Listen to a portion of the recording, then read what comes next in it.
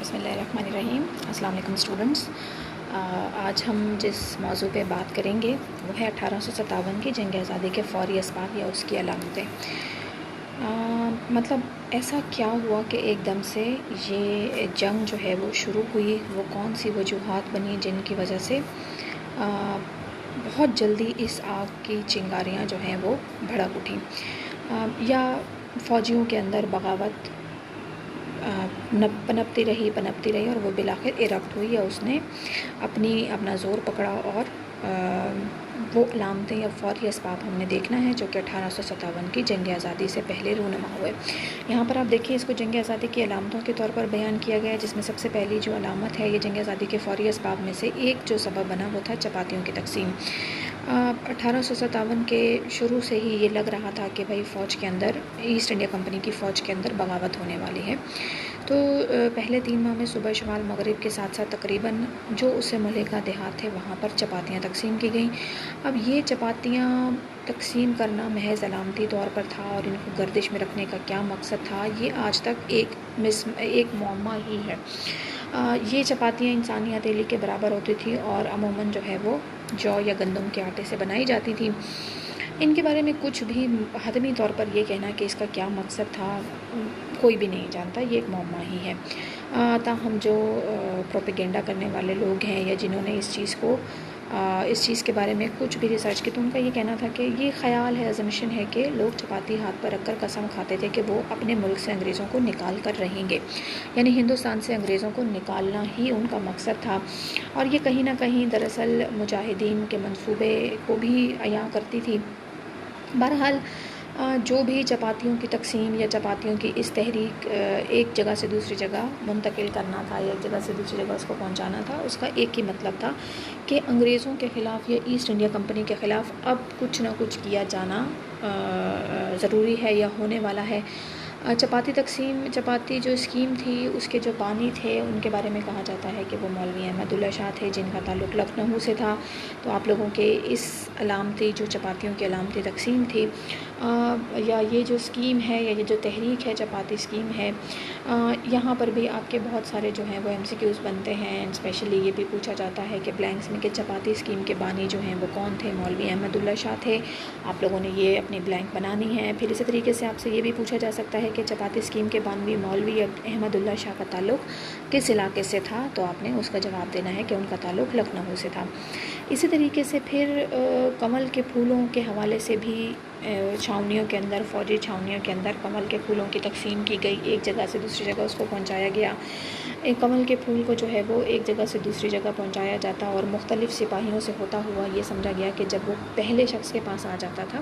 یعنی اس کو ایک جگہ ایک شخص سے دوسرا شخص، ایک فوجی سے دوسرے فوجی، اور پھر یہ بنگالی سپاہی جو ہے وہ جب پہلے شخص کے پاس آ جاتا تھا تو پھر وہ اس چھاؤنی سے لے کر اس کو دوسری ریجمنٹ میں چلا جاتا تھا، اور اس وقت یہ کہا جاتا تھا کہ یہ مانا جاتا تھا کہ بنگال کی کوئی ایسی فوجی چھاؤنی یا کوئی ایسا فوجی علاقہ یا پڑاؤ ایسا نہیں تھا جہاں کمل کے پھول نہ پہنچے ہوں۔ یہ بھی ایک معمہ ہے، یا ایک پراسرار پیغام دیا گیا کہ یہ جو 100 سالہ ایسٹ انڈیا کمپنی کی غلط پالیسیز ہیں یا ناجائز قبضہ ہے، اس کے خلاف جو ہے وہ اب ایسٹ انڈیا کمپنی کے اندر ہی بغاوت یا اس کے انتقام کی تحریک جو ہے وہ شروع ہو چکی ہے۔ لیکن چپاتیوں کی تقسیم یا کمل کے پھولوں کی گردش سے زیادہ جس چیز نے جلدی پر تیل کا کام کیا وہ تھا کارتوسوں کا واقعہ۔ اب یہ کارتوس کس طرح کے تھے؟ ایسٹ انڈیا کمپنی کی فوج میں اس طرح کے کارتوس انٹروڈیوس کروائے گئے 1857 جنوری میں۔ ایک نئی بندوق متعارف کرائی گئی، ایک نئی بندوق جس کا نام اینفیلڈ تھا وہ متعارف کرائی گئی، اور اس کے بارے میں یہ مشہور ہو گیا کہ اس میں ایسے کارتوس استعمال ہوتے ہیں جن کے لیے گائے اور پگ کی چربی سے جو ہے وہ اس کو گریس کیا جاتا ہے، اور پگ فیٹس جو ہیں وہ یوز کیے جاتے ہیں۔ اور پھر یہ بھی کہا گیا کہ ان گولیوں کے استعمال سے پہلے یا ان کارتوسوں کے استعمال سے پہلے ان کو دانتوں کے سرے سے کاٹنا پڑتا تھا۔ اب یہ چیز دونوں ہی مذاہب کے لیے ایک غیر حقیقی یا غیر یقینی کیفیت پیدا کر گئی، کیونکہ ہندوؤں کے لیے گائے ایک مقدس جانور ہے، اور مسلمانوں کے لیے جو ہے وہ پگ فیٹس کو یوز کرنا جو ہے وہ حرام مانا جاتا ہے یا پروہیبٹڈ مانا جاتا ہے۔ تو تو یہ جو کارتوسوں کا واقعہ تھا اینفیلڈ بندوق کے حوالے سے، یہ جو کارتوس تھے جن کے اندر گائے اور سور کی چربی استعمال کی جاتی تھی، وہ جب انٹروڈیوس کروائے گئے یا ان کا استعمال شروع کرنے کے لیے کہا گیا، تو مارچ 29 1857 کو بارکپور ریجمنٹ کے جو ایک سپاہی تھے منگل پانڈے، انہوں نے اس کے استعمال کے خلاف جو ہے وہ بغاوت کر دی، اور انہوں نے کہا ہم اس کو استعمال نہیں کریں گے، اور انہوں نے اپنے فوج کے اعلیٰ حکام کے جو احکامات تھے ان کو ماننے سے انکار کر دیا۔ منگل پانڈے جو جدید آزادی کی جدوجہد ہے یا جدید آزادی کی ہندوستان کی تاریخ ہے، اس کا پہلا جو ہے وہ سپاہی یا پہلا باغی یا پہلا جو ہے وہ شہید انہیں مانا جاتا ہے۔ جب منگل پانڈے نے اپنے ساتھیوں کے ساتھ ان چربی لگے کارتوسوں کے استعمال کی مخالفت کی، تو ایک ہنگامہ جو ہے وہ برپا ہو گیا، اور جو اعلیٰ آفیسرز تھے انہوں نے منگل پانڈے اور ان کے ساتھیوں کی گرفتاری کا حکم دے دیا، مگر منگل پانڈے اور ان کے ساتھیوں کو گرفتاریوں سے یا اس طرح کے احکامات سے کوئی فرق نہیں پڑا، بلکہ انہوں نے خود اس میجر کو ہی جس نے اور ان اعلیٰ آفیسر کو جنہوں نے منگل پانڈے کی گرفتاری کا حکم دیا تھا، ان کو ہی قتل کر دیا۔ اور پھر جنرل ہیریسی جو ہیں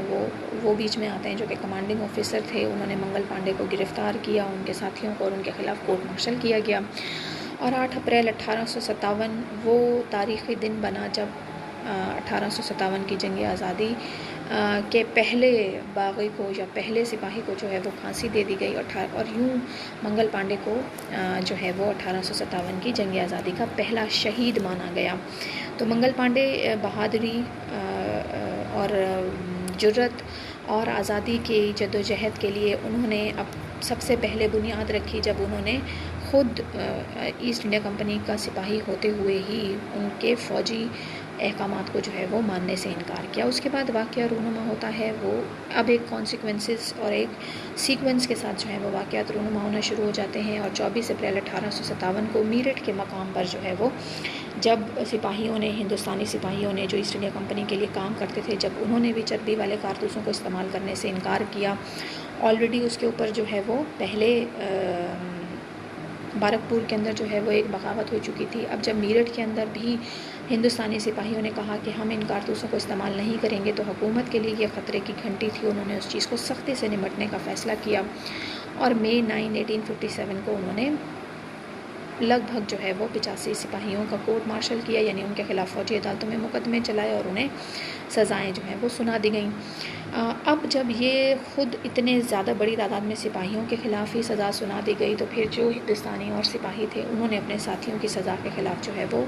باقاعدہ طور پر مئی 10 1857 کو بغاوت کر دی۔ انہوں نے وہاں پر جو تعینات انگریز آفیسرز تھے ان کو قتل کر دیا اور اپنے قیدیوں کو چھڑا لیا، اور دہلی کی طرف انہوں نے مارچ شروع کر دیا۔ اب یہ جو میرٹھ کے اندر سے بغاوت ہوئی، انہوں نے اپنے آپ کو انقلابی فوجی یا انقلابی فوج کا نام دیا، اور انہوں نے کہا کہ بھئی ہم جو ہے وہ بہادر شاہ ظفر کو شہنشاہ ہند بنانے کا اعلان کرتے ہیں، اور کہا کہ وہ دہلی کے اوپر سے قبضہ چھڑوائیں گے اور دوبارہ سے مغلز کی حکومت کو جو ہے وہ بنایا جائے گا، یا ان کو جو ہے وہ طاقت کا مرکز بنایا جائے گا، اور دہلی کے اندر جو ہے وہ بغاوت پھوٹ پڑی، یا دہلی کو جو ہے وہ 1857 کی جنگ آزادی کا بنیادی مرکز بنا دیا گیا۔ بہادر شاہ ظفر جو خود جن کو پہلے بھی شہنشاہ ہند کہا جاتا تھا، مگر حقیقتاً اور عملاً سب کو ہی یہ اس چیز کا احساس تھا کہ اصل میں حکومت جو ہے وہ دہلی کے اندر اور پورے ہندوستان کے اندر جو ہے وہ ایسٹ انڈیا کمپنی کی ہے، اسی لیے اس بغاوت کو جو ہے وہ مکمل ایک اعلان جنگ سمجھا گیا، ایک جنگ آزادی کا اعلان سمجھا گیا۔ اب یہاں سے جو ہے وہ دہلی کے اندر اور ہندوستان کے مختلف علاقوں کے اندر جو ہے وہ باقاعدہ طور پر جنگ چھڑ جاتی ہے،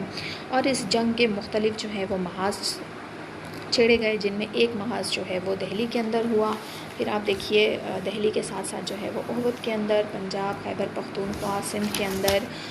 روہل کھنڈ کے اندر، کانپور، جھانسی، ان سارے بڑے بڑے علاقوں ریاستوں میں جو ہے وہ جنگ کا سما جو ہے وہ برپا ہوا یا میدان جنگ سجا۔ لیکن اس جنگ کے واقعات کے نتائج کتنے خطرناک ثابت ہوئے اور اس جنگ کے واقعات کیا تھے، وہ ہم انشاءاللہ اپنے الگ لیکچر میں، الگ ویڈیو میں اور الگ کلاس میں کریں گے۔ آپ لوگوں نے جنگ آزادی کے یہ جو فوری اسباب ہیں ان کو اچھے سے کرنا ہے، اور ان کے جتنے بھی بلینکس بنتے ہیں سیکشن بی میں بھی پوچھا جاتا ہے، اور آپ نے اس کے اندر سے اپنی بلینکس اور سیکشن بی کے حوالے سے اس موضوع کو تیار کرتا ہے۔ اپنی اگلی کلاس میں ہم انشاءاللہ جنگی آزادی کے واقعات کا ذکر کریں گے۔ تھینک یو سو مچ۔ اللہ حافظ۔